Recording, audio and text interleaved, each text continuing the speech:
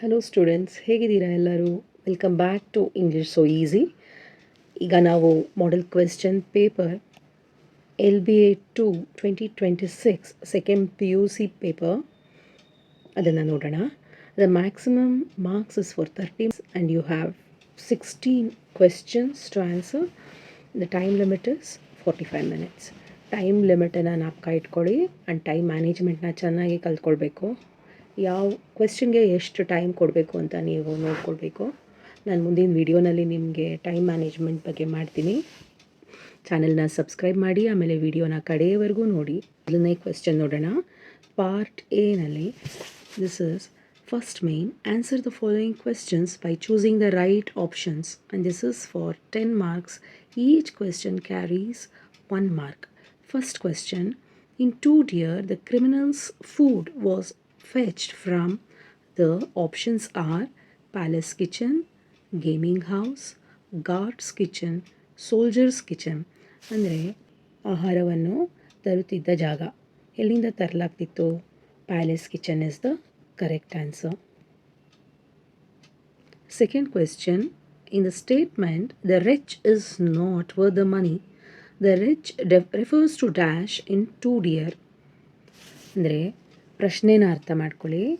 The question says that rich ಅಂತಂದರೆ ಏನಿಲ್ಲಿ ಅಪರಾಧಿ ಅಂತ ಅರ್ಥ. It's not worth the money ಅಂತಂದರೆ ಅವನು ಜೈಲಿನಲ್ಲಿದ್ದು ಸುಮ್ಮನೆ ದುಡ್ಡು ವ್ಯರ್ಥವಾಗ್ತಿತ್ತು. So is not worth the money ಅಂತ ಹೇಳೋದು. ಸೊ ಇಟ್ ರೆಫರ್ಸ್ ಟು ಯಾರಿಗೆ? ದ ರಿಚ್ ಯಾರನ್ನ ಹೇಳೋದು? ಅದು ಅಪರಾಧಿಗೆ ಅಲ್ವಾ? ಸೊ ಆಪ್ಷನ್ಸ್ ಏನು ಕೊಟ್ಟಿದ್ದಾರೆ? Brother monarch, criminal, the army general, the prince of Monaco. So the criminal is the answer. Next question. Which of the following was not done by the criminal after his release from the prison in 2 Deer? Options are: he went at a proper time to receive his annual pension, he bought a bit of land and started market gardening, he went to the gaming tables every day to play roulette, he emigrated and settled just across the frontier. ಇಲ್ಲಿ ನೋಡಿ, ಇಲ್ಲಿ not ಅನ್ನೋ ಪದ ಇದೆ. ಇದನ್ನು ನೀವು ಅರ್ಥ ಮಾಡ್ಕೊಳ್ಬೇಕು. Not done by the criminal, ಇದಿಷ್ಟರಲ್ಲಿ ಕ್ರಿಮಿನಲ್ ಏನು ಮಾಡ್ತಾ ಇರಲಿಲ್ಲ ಅಂತ ಕೇಳಿದ್ದಾರೆ. ಯಾವಾಗ? After his release from the prison, ಅವ್ನು ಬಿಡುಗಡೆ ಆದಮೇಲೆ ಇದರಲ್ಲಿ ಏನು ಮಾಡ್ತಾ ಇರಲಿಲ್ಲ? He went at a proper time to receive his annual pension, ಅವ್ನು ಸರಿಯಾದ ಸಮಯಕ್ಕೆ ಹೋಗಿ ತಮ್ಮ ಪೆನ್ಷನ್ನ ತೊಗೊಳ್ತಿದ್ದ ಅಲ್ವಾ? ಕರೆಕ್ಟ್ ಇದು. He bought a bit of land and started market gardening, ಒಂದು ಸ್ವಲ್ಪ ಜಮೀನನ್ನು ತೊಗೊಂಡು ಅವನು ಗಾರ್ಡನಿಂಗ್ ಮಾಡ್ತಾ ಇದ್ದ, ಅದು correct. He went to the gaming tables every day to play roulette, ಇದು ಕರೆಕ್ಟಾ? ಅವನು ದಿನಾ ಹೋಗ್ತಾ ಇದ್ನ, ಎವ್ರಿ ಡೇ ಪ್ರತಿದಿನ ಹೋಗಿ ಅವನು ರೋಲೆಟ್ ಆಡ್ತಿದ್ನ? ಇಲ್ಲ, ಇದು ತಪ್ಪು. ಅದಕ್ಕೆ ಮುಂಚೆ ಇದನ್ನು ನೋಡೋಣ. He emigrated and settled just across the frontier, ಅವನು ಬಾರ್ಡರ್ ಆಚೆ ಹೋಗಿ ಅಲ್ಲೇ ವಾಸ ಆಗಕ್ಕೆ ಶುರು ಮಾಡ್ದ ಅಂತ, ಇದು ಕೂಡ ಕರೆಕ್ಟ್. ಸೊ ಇಲ್ಲಿ not done by the criminal ಅಂತ ಅಂದರೆ he went to the gaming tables every day to play roulette, ಇದು ಅವನು ಮಾಡ್ತಾ ಇರಲಿಲ್ಲ. ನೆಕ್ಸ್ಟ್ ಕ್ವೆಶ್ಚನ್ ನೋಡೋಣ. Consider the statement and the reason with reference to the story 2 Deer and answer accordingly.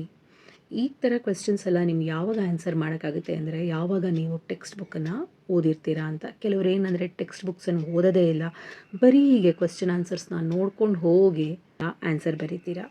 That is not the right method. Text ಬುಕ್ಕನ್ನು ಓದಲೇಬೇಕು, ಆವಾಗಲೇ ನಿಮಗೆ ಯಾವ ಆನ್ಸರು ಎಲ್ಲಿ ಬರುತ್ತೆ, ಯಾವುದು ಸೀಕ್ವೆನ್ಸಲ್ಲಿ ಬರುತ್ತೆ ಅದೆಲ್ಲ ಗೊತ್ತಾಗತ್ತೆ. ಓಕೆ, ಇಲ್ಲಿ ಸ್ಟೇಟ್ಮೆಂಟನ್ನು ನೋಡೋಣ, ರೀಸನ್ ನೋಡೋಣ. ಇದರಲ್ಲಿ ಯಾವುದು ಸರಿ ಯಾವುದು ತಪ್ಪು ಅಂತ ನಾವು ಇಲ್ಲಿ ಹೇಳಬೇಕಾಗತ್ತೆ. The soldiers were not ready to cut the criminals head, that is the statement. Okay, reason ಏನು? They said they did not know how to do it. Soldiers ಅವನ ತಲೆನ ಕಟ್ ಮಾಡೋದಕ್ಕೆ ರೆಡಿ ಇರಲಿಲ್ಲ. ಅದಕ್ಕೆ ಅವ್ರು ಕೊಟ್ಟ ಕಾರಣ ಏನು?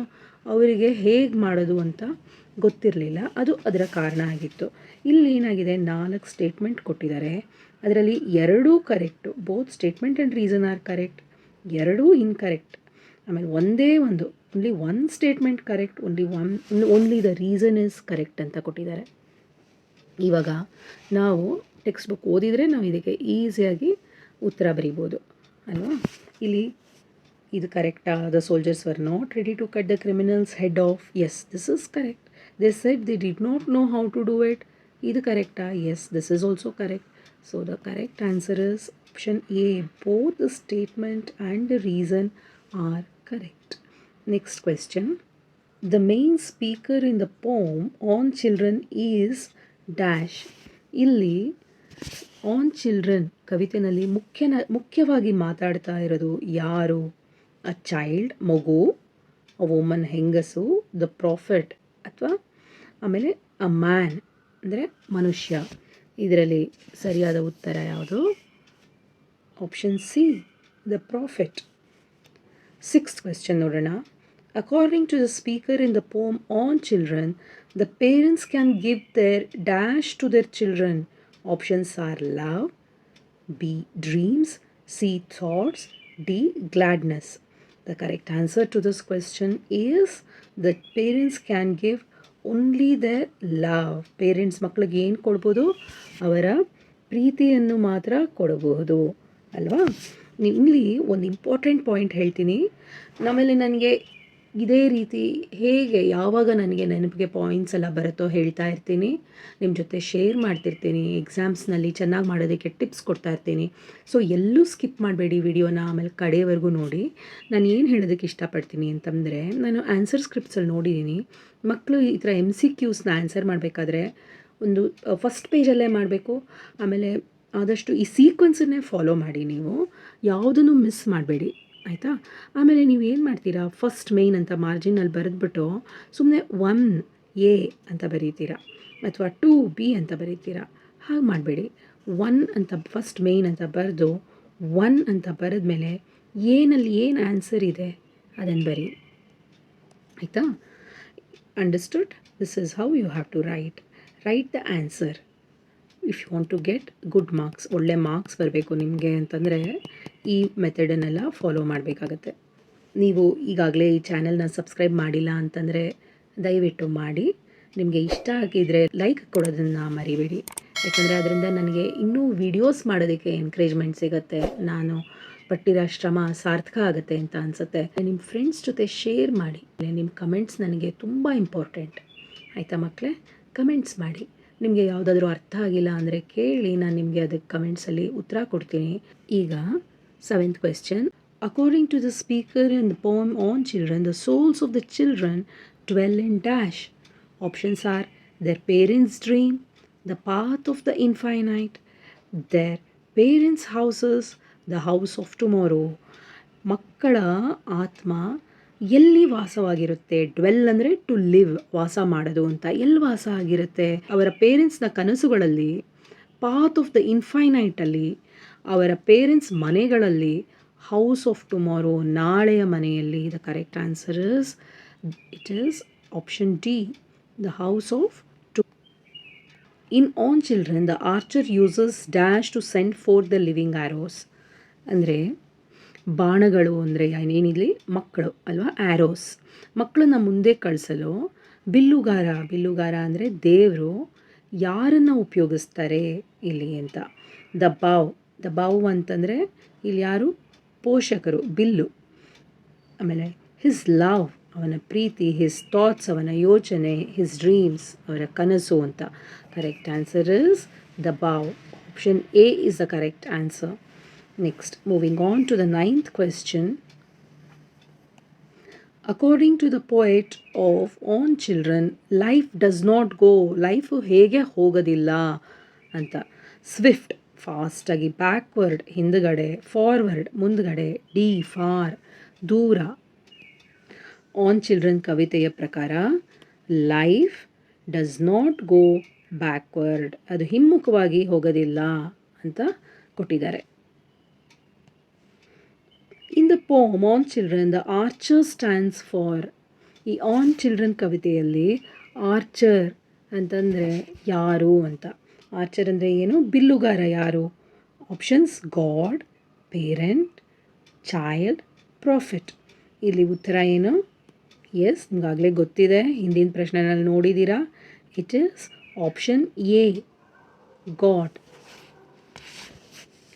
ಸೊ ನಾವು moving on to the next main, that is fill in the blanks By choosing appropriate expressions given in brackets, answer any two. ನಾನು ಒಂದು ಎಕ್ಸ್ಪ್ರೆಷನ್ಸ್ ಮೇಲೆ ವಿಡಿಯೋ ಮಾಡಿದ್ದೀನಿ, ನೀವು ಅದನ್ನು ಮರೀದೆ ನೋಡಿ.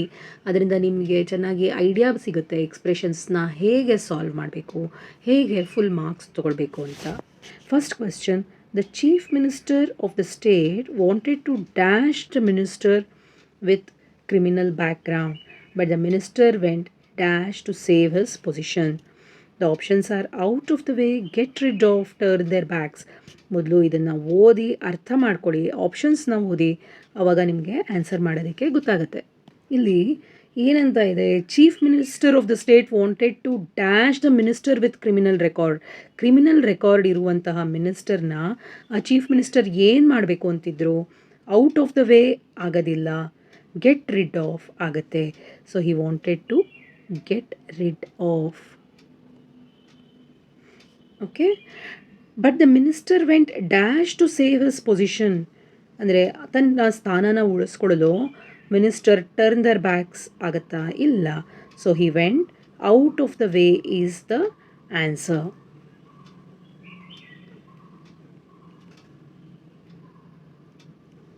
ಮುಂದಿನ ಪ್ರಶ್ನೆ, the parents dream of making their children engineers or doctors, but sometimes children learn things dash and fail to clear competitive exams.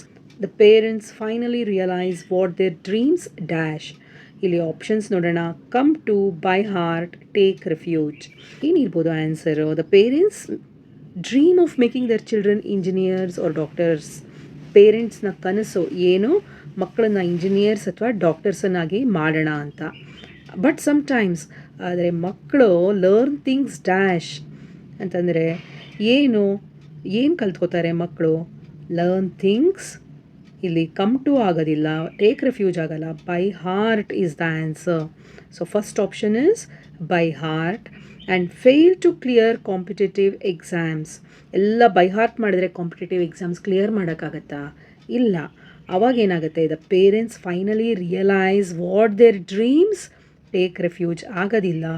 So it is come to is the answer. NSS introduced dash curriculum of college education. The NSS volunteers become dash in carrying out selfless social service activities. ಇಲ್ಲಿ NSS ಬಗ್ಗೆ ಮಾತಾಡ್ತಾ ಇದ್ದಾರೆ. Options ಏನಿದೆ? Well versed, to come of, as part of.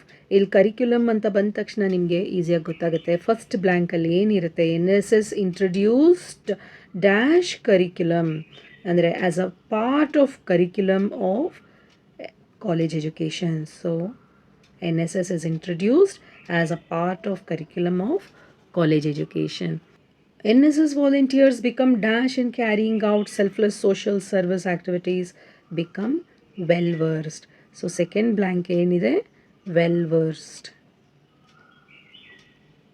So this is the first blank, this is the second blank answer. Next question. As Ramesh was diabetic, he had to dash consuming sweets as per doctor's advice. His dash when he saw a sweet packet printed with sugar free on it. So illeno Ramesh diabetic. So he decided dash consuming sweets ಅಂತಂದರೆ ಸ್ವೀಟ್ಸನ್ನು ತಿನ್ನೋದು ಏನು ಮಾಡಬೇಕು? ಅವನು ಬಿಟ್ಬಿಡ್ಬೇಕು ಅಲ್ವಾ? So face ಲಿಟ್ಟಪ್ ಆಗೋದಿಲ್ಲ, ಇನ್ನು fix ಆಗಲ್ಲ. Correct answer is give up. Give up ಅಂತಂದರೆ ಬಿಟ್ಬಿಡೋದು. Give up consuming sweets. His dash when he saw sweet packet printed sugar free ಅಂತ ಬರೆದ ತಕ್ಷಣ ಏನಾಯಿತು? ಇನ್ನು ಫಿಕ್ಸಾ? ಅಲ್ಲ. ಹಿಸ್ ಫೇಸ್ ಲಿಟ್ ಅಪ್ ಅಂತಂದರೆ ಹಿ ಬಿಕೇಮ್ ವೆರಿ ಹ್ಯಾಪಿ. ಅವನ ಮುಖ ಅರಳಿತು ಖುಷಿಯಿಂದ ಅಂತ ಅರ್ಥ. ಪ್ರಕಾಶಮಾನವಾಯಿತು ಅವನ ಮುಖ, ಬ್ರೈಟ್ ಆಯಿತು ಅಂತ ಅದರ ಅರ್ಥ. ಈಗ 12th question. Read the following paragraph and match the pronouns in side A with the noun or noun phrases in side B they refer to. Answer any two. ಇಲ್ಲಿ ಎಷ್ಟು ಕ್ವೆಶ್ಚನ್ಸ್ ಕೊಟ್ಟಿದ್ದಾರೆ? ಇಲ್ಲಿ 3 ಇದೆ, 1, 2 and 3. ಯಾವುದಾದ್ರೂ ಎರಡನ್ನು ನೀವು ಆನ್ಸರ್ ಮಾಡಬೇಕು. ನೋಡಿ, ಇದರಲ್ಲಿ ನೀವು ಈಸಿಯಾಗಿ ಮಾರ್ಕ್ಸ್ ತೊಗೋಬೋದು. ಎಷ್ಟು? 5 ಮಾರ್ಕ್ಸನ್ನು, ಇಲ್ಲಂತೂ 5 × 2 10 ಮಾರ್ಕ್ಸನ್ನು ಆರಾಮಾಗಿ ತೊಗೊಳ್ಬೋದು. ಸೊ ಇದರಲ್ಲಿ ಯಾವುದೂ ಮಿಸ್ಟೇಕ್ ಮಾಡಬೇಡಿ. ನಿಮಗೆ ಪ್ರನೌನ್ಸಲ್ಲಿ ಏನಾದರೂ ಡೌಟ್ಸ್ ಇದ್ದರೆ ನಂದು ವಿಡಿಯೋ ಇದೆ, ಇಟ್ಸ್ ಆನ್ ಪ್ರನೌನ್ಸ್. ನೀವು ಅದನ್ನು ನೋಡಿ ನಿಮಗೆ ಪ್ರನೌನ್ಸ್ ಬಗ್ಗೆ ಚೆನ್ನಾಗಿ ಅರ್ಥ ಆಗುತ್ತೆ. ಅಂದ್ರೇನು ನಿಮ್ಗೆ ಏನಾದರೂ ಡೌಟ್ಸ್ ಇದ್ದರೆ ಕಮೆಂಟ್ಸ್ನಲ್ಲಿ ಕೇಳಿ ನಾನು ಎಕ್ಸ್ಪ್ಲೈನ್ ಮಾಡ್ತೀನಿ. Okay, let's move to the question. Question A. Young Darwin had a passion for collecting insects and he used to do experiments with them. ಇಲ್ಲಿ ನೋಡಿ ಯಾವ್ದು ಹೈಲೈಟ್ ಆಗಿದೆ, ಬೋಲ್ಡಲ್ಲಿದೆ them. Okay, this is a, ಇಲ್ಲಿದೆ ನೋಡಿ them. ಹೀ ಮತ್ತು ಇಲ್ಲಿ ಹೀ ಅಂತಿದೆ. ಸೊ ಇಲ್ಲಿ ಓದ್ತಾನೆ ನಿಮಗೆ ಗೊತ್ತಾಗ್ಬಿಡಬೇಕು ಏನು ಅಂತ. ದೆಮ್ ಅಂತಂದರೆ ಏನಿಲ್ಲಿ ಇನ್ಸೆಕ್ಟ್ಸ್ ಅಲ್ವಾ. ಸೊ ಇಲ್ಲಿ ದೆಮ್ ಅಂದರೆ insects. Here is young Darwin ಇದೆಯಾ? Yes, Darwin. He joined Edinburgh University where he wanted to study medicine. Where ಅಂತಂದರೆ it's a place. So this is Edinburgh university. ಇಲ್ಲಿದೆ ನೋಡಿ 2. C2, Edinburgh University. But he was not comfortable with anatomy. It sickened him. It ಅಂದರೆ ಇಲ್ಲಿ ಏನಿದು, it is anatomy. So it ಇಲ್ಲಿದೆಯಾ? ಇಲ್ಲೇನು it ಕೇಳಿಲ್ಲ, but ಇದು ಹೈಲೈಟ್ ಆಗಿದೆ. ನೋಡೋಣ ಮುಂದೆ ಏನಿದೆ ಅಂತ. Okay, he hated surgical operations because they had to be performed without anaesthetics at that time. They ಅಂದರೆ ಇಲ್ಲಿ ಸರ್ಜಿಕಲ್ ಆಪ್ರೇಷನ್ಸ್. ಸೊ ಇಲ್ಲಿ ಇದನ್ನು ವಿಚ್ಚನ್ನು ಮಾಡ್ಕೊಳ್ಳೋಣ. ಅಂತಂದರೆ ಏನಿಲ್ಲಿ ಅನಾಟಮಿ. ಅರ್ಥ ಆಯ್ತಲ್ವಾ? So the answer is them ಅಂತಂದರೆ ಏನಿಲ್ಲಿ, them refers to the insects. ನೀವು ಎಕ್ಸಾಮ್ನಲ್ಲಿ ಹೀಗೆ ನಂಬರ್ಸ್ ಹಾಕಬೇಡಿ, ಹೀಗೆ ದೆಮ್ ಪಕ್ಕದಲ್ಲಿ ನೀವು ಆನ್ಸರ್ನ ಇನ್ಸೆಕ್ಟ್ಸ್ ಅಂತ ಬರೀಬೇಕು. ನಿಮಗೆ ಫುಲ್ ಮಾರ್ಕ್ಸ್ ಸಿಗಬೇಕು, ಎಲ್ಲೂ ಮಾರ್ಕ್ಸ್ ಹೋಗಬಾರ್ದು ಅಂದರೆ ಈ ಮೆಥಡ್ನ ನೀವು ಫಾಲೋ ಮಾಡಬೇಕಾಗತ್ತೆ. ಓಕೆ, ಸುಮ್ಮನೆ ನೀವು A6 B4 ಹೀಗೆ ಬರೆದ್ರೆ ತಪ್ಪಿದೆ. You have to write the answer. A6 that is insects. B is Darwin, that is 4. Where ಅಂತಂದರೆ Edinburgh university. 2 this is it ಮಾಡ್ಕೊಳ್ಳೋಣ. ಇದನ್ನ ಇಲ್ಲಿ ನೋಡಿ ಡಿ ಇಟ್ಟಿದೆ. ಸೊ ಇಟ್ ಅಂತಂದರೆ ಏನಿಲ್ಲಿ, ಇಟ್ ಈಸ್ ಅನಾಟಮಿ. 3 ಆಮೇಲೆ ದೇ ಅಂತಂದರೆ ಏನಿಲ್ಲಿ, surgical operations, that is 1. So the correct order is 6 4 2 3 1. ಅರ್ಥ ಆಯ್ತಲ್ವಾ? It's so easy to score ಅಲ್ವಾ? Next question. Trees are important for the environment. They provide oxygen and shade. They ಅಂದರೆ ಯಾವುದ್ರ ಬಗ್ಗೆ ಮಾತಾಡ್ತಿದ್ದೀವಿ ಇಲ್ಲಿ? ದೇ ಅಂತಂದರೆ ಇಲ್ಲಿ trees. So A2 is the correct answer. Okay, ಇಲ್ಲಿ ಮತ್ತು people love trees for their beauty. Their ಅಂದರೆ ಯಾವುದು? ಟ್ರೀಸ್. ಟ್ರೀಯ ಅಂತ ಇಲ್ಲಿ ನೋಡಿ ಅಪಾಸ್ಟ್ರಫಿ ಇದೆ. ಇವಾಗ TREE ಟ್ರೀಸ್ ಬ್ಯೂಟಿ ಅಂದರೆ ಇದು ಒಂದೇ ಒಂದು ಮರದ ಬ್ಯೂಟಿ ಅಂತ ಅರ್ಥ. TREES ಆದಮೇಲೆ ಅಪಾಸ್ಟ್ರಫಿ ಬಂದರೆ ಬಹಳ ಮರಗಳು ಅಂದರೆ ಇದು ಪ್ಲೂರಲ್. ಸೊ ಇಲ್ಲಿ ಮರಗಳ ಸೌಂದರ್ಯ, trees beauty. So it is 5 B5 ಆಯಿತಾ? ಮುಂದೆ ನೋಡೋಣ. They grow in places which are suitable for their growth. So which ಅಂತಂದರೆ ಏನು ಇಲ್ಲಿ? ವಿಚ್ ರೆಫರ್ಸ್ ಟು ಪ್ಲೇಸಸ್, ಜಾಗ. That is C1. ಆಮೇಲೆ ನೆಕ್ಸ್ಟ್ ನೋಡೋಣ. If the deforestation happen it affects the environment negatively. It ಅಂತಂದರೆ ಯಾವುದ್ರ ಬಗ್ಗೆ ಮಾತಾಡ್ತಾ ಇದ್ದೀವಿ ಇಲ್ಲಿ? ಇಟ್ ಅಂದರೆ we are talking about the deforestation. ಇಲ್ಲಿ so deforestation is 4 D4. It affects the environment negatively. Students who want to care about nature often plant more trees. Who ಅಂತಂದರೆ ಯಾರ ಬಗ್ಗೆ ಮಾತಾಡ್ತಿದ್ದೀವಿ? We are talking about the students. ಇಲ್ಲಿ students ಎಲ್ಲಿದೆ? 3ನಲ್ಲಿ. So it is 3. The order is they 2. ಬರೀ ಇಷ್ಟೇ ಬರಿಬೇಡಿ, ಇಲ್ಲಿ ನೀವು ಬರೀಬೇಕು 2 ಅಂತ ಬರೆದ್ಬಿಟ್ಟು ಇಲ್ಲಿ ಟ್ರೀಸ್ ಅಂತ ಕೂಡ ಬರೀಬೇಕು. ಅರ್ಥ ಆಯ್ತಾ? ಆನ್ಸರ್ ಎಲ್ಲ ಕರೆಕ್ಟಾಗಿ ಬರೆದ್ಬಿಟ್ಟು ಮಾರ್ಕ್ಸ್ ಕೊಳ್ಕೊಳ್ಳೋದು ಅಂದರೆ ಹೀಗೇನೆ ಅರ್ಧಂಬರ್ಧ ಬರೆಯೋದು. ಹಾಗೆ ಮಾಡಬೇಡಿ, ನೀಟಾಗಿ ಕಂಪ್ಲೀಟ್ ಮಾಡಿ ನಿಮ್ಮ ಆನ್ಸರ್ಸ್ನ. ಈಗ 3rd ಒನ್ಗೆ ಹೋಗೋಣ. Lalita loves chess. She has taken it as her hobby. ಇಲ್ಲಿ ಶಿ ಅಂತಂದರೆ ಯಾರು? ಲಲಿತಾ. ನೋಡಿ ಇಲ್ಲಿ ಒಂದು ಅಪಾಸ್ಟ್ರಫಿ ಎಸ್ ಇದೆ. But this is only a pronoun, simple pronoun. ಅದಕ್ಕೆ ಲಲಿತಾ ಅಂದರೆ she. A 3 is the answer. It ಅಂತಂದರೆ ಏನು? ಶಿ ಹ್ಯಾಸ್ ಟೇಕನ್ ಇಟ್ ಅಂದರೆ ಇಲ್ಲೇನು? ಚೆಸ್. ಅರ್ಥ ಆಯ್ತಾ? ಸೊ ಇಲ್ಲಿ ಚೆಸ್ ಎಲ್ಲಿದೆ? 4 so B 4. She trains in a chess academy which is closer to her office. So which ಅಂತಂದರೆ ಏನು? She trains in a chess academy. Which ಅಂತಂದರೆ she is talking about the chess academy. Okay, so chess academy which ಅಂದರೆ ಎಲ್ಲಿದೆ ಇದು? Which is C. And chess academy ಎಲ್ಲಿದೆ? ಇಲ್ಲಿ 5. So C 5. Next to her. Her ಅಂದರೆ ಯಾರ ಬಗ್ಗೆ ಮಾತಾಡ್ತಾ ಇದ್ದೀವಿ?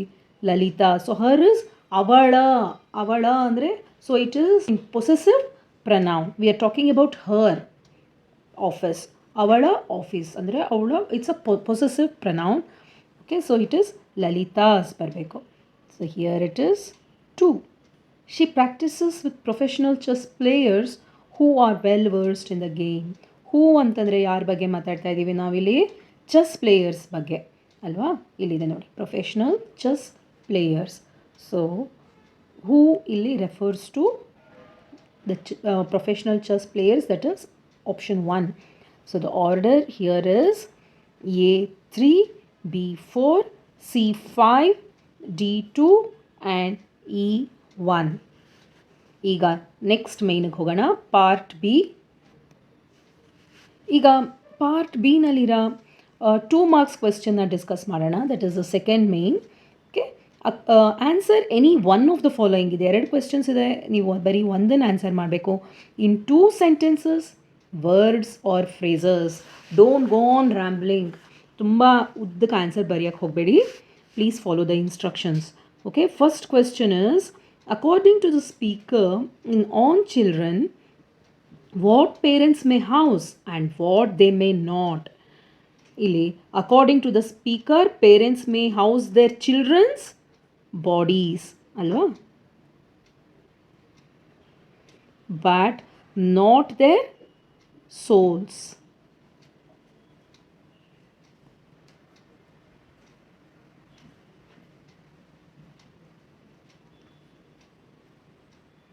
ಇಲ್ಲಿ house their bodies but not their souls. ಇದು ಆನ್ಸರ್. ನೀವು ನನ್ನ ವಿಡಿಯೋಸ್ ನೋಡಿದ್ರೆ, ಆನ್ ಚಿಲ್ಡ್ರನ್ ವಿಡಿಯೋಸ್ನಲ್ಲಿ ನಾನು ಕ್ವೆಶ್ಚನ್ ಆನ್ಸರ್ಸ್ನೆಲ್ಲ ಪ್ರಿಪೇರ್ ಮಾಡಿದ್ದೀನಿ. 2 mark, 3 mark and 4 mark question answers ಸಿಗುತ್ತೆ. You may refer that. I am going to discuss only the 2 marks question here. ನೀವು 4 marks ಕ್ವೆಶ್ಚನ್ಗೆ ನೀವು you please check the videos. It is available on the playlist. Okay, what do bows and arrows refer to in on children? ಹೇಳಿ answer ನೋಡೋಣ. Bows refer to the parents and arrows refer to the, ನೀವು ನೀಟಾಗಿ ಸೆಂಟೆನ್ಸಸ್ನಲ್ಲಿ ಬರೆದು and tell me what must you do to get good marks? Underline the keywords. Now go on and refer to these question answers in the video on children. Okay, study well, keep learning, keep growing. All the best. See you all in my next video. If you have not already subscribe ಮಾಡಿ. ಆಗ ನಾನು ಮುಂದೆ ಬೇರೆ videos ಮಾಡಿದಾಗ ನಿಮಗೆ ಅದರ notification ಇಮಿಡಿಯೇಟಾಗಿ ಸಿಗುತ್ತೆ. ಹಾಗೆ ನಿಮ್ಮ ಫ್ರೆಂಡ್ಸ್ ಜೊತೆ ಶೇರ್ ಮಾಡಿ, ಅವ್ರಿಗೂ ಹೆಲ್ಪ್ ಮಾಡಿ. ಆಮೇಲೆ ನಿಮಗೆ ಈ ವಿಡಿಯೋ ಇಷ್ಟ ಆಗಿದರೆ ಒಂದು ಲೈಕ್ ಕೊಡೋದನ್ನು ಮರಿಬೇಡಿ. ಇದರಿಂದ ನನಗೆ ಈ ಮಾಡಿರೋ ಕೆಲಸಕ್ಕೆ ಒಂದು ಸ್ಫೂರ್ತಿ ಸಿಗುತ್ತೆ, ಇನ್ನೂ ಕೆಲಸ ಮಾಡಬೇಕು ಅಂತ ಅನಿಸುತ್ತೆ. Thank you.